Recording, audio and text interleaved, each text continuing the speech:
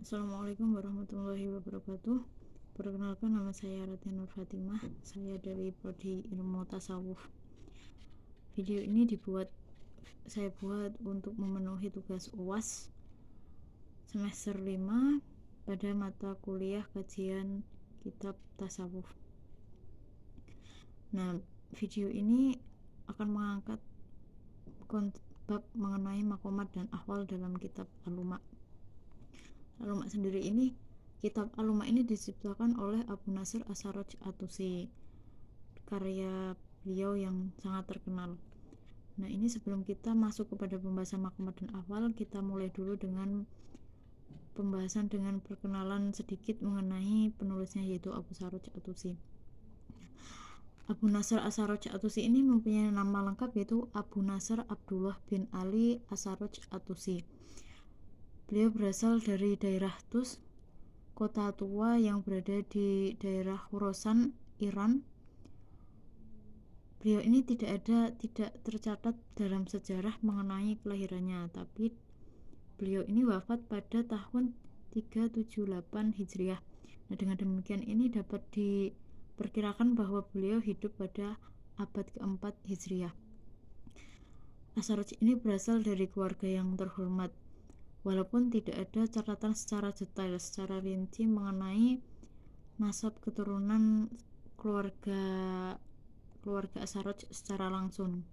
Nama As-Sarraj ini mengacu pada istilah pemilik lampu atau seseorang yang memberikan petunjuk, yang dapat diartikan juga sebagai simbol As-Sarraj sebagai pemandu spiritual dalam Islam.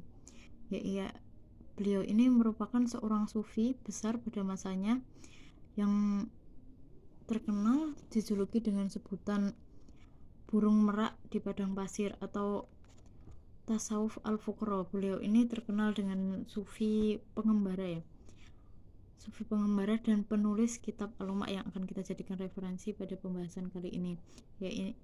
Beliau ini terkenal memiliki akhlak yang mulia, yang sangat dihormati, fasih dalam berbicara, indah dalam merangkai kata, dan memiliki pemikiran seni bahasa yang tinggi.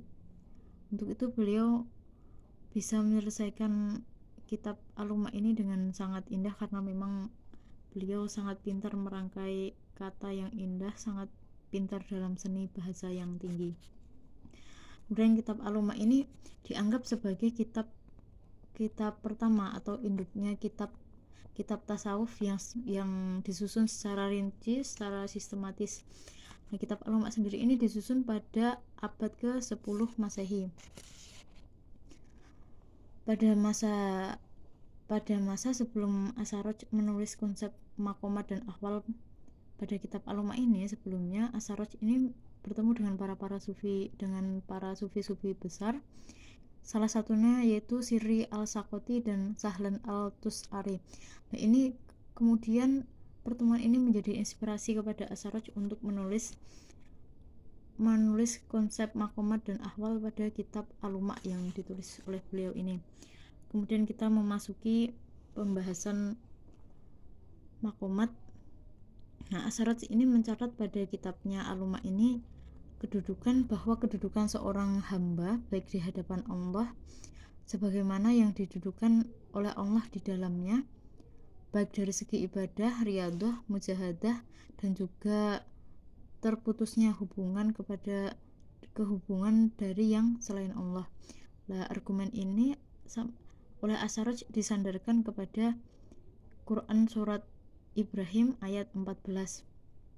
Makomat itu hanya untuk orang-orang yang takut pada makomku dan pada ancamanku. As-Sarraj ini menyebutkan 7 makom pada kitab Al-Luma yang dimulai dari makom Tobah hingga puncaknya itu terdapat pada makom Ridho yang akan kita bahas. Kemudian mulai pembahasan, yaitu yang pertama makom Taubat. Makom Taubat itu dalam rangka memutuskan seluruh kemelekatan dari selain Allah. Nah, Taubat ini dimaknai sebagai beralihnya seseorang dari keburukan menuju kebaikan. Kemudian yang kedua ada makom Warok, yaitu sikap hati-hati seorang sufi dan waro ini merupakan sendi dari agama. Kemudian yang ketiga ada makom zuhud. Ini merupakan makom yang mulia dan menjadi sandaran bagi hal ridho. Kemudian yang keempat ada makom kefakiran. Makom ini yang sangat mulia. Jika tadi zuhud itu makom yang mulia, maka kefakiran ini juga makom yang mulia yang dimuliakan oleh Allah. Kemudian ada yang kelima, makom sabar.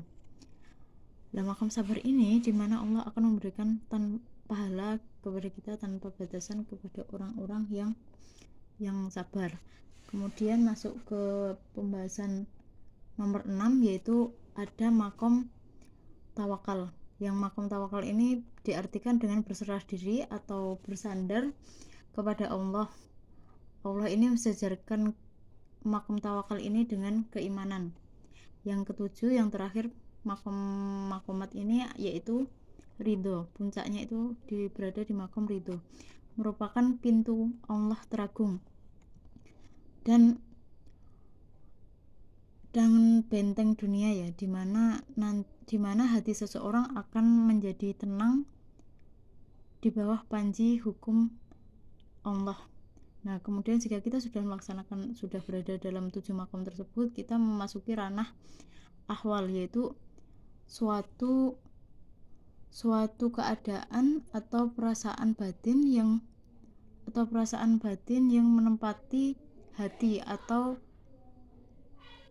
ditempati oleh hati sebagai akibat dari bersihnya hati oleh zikir.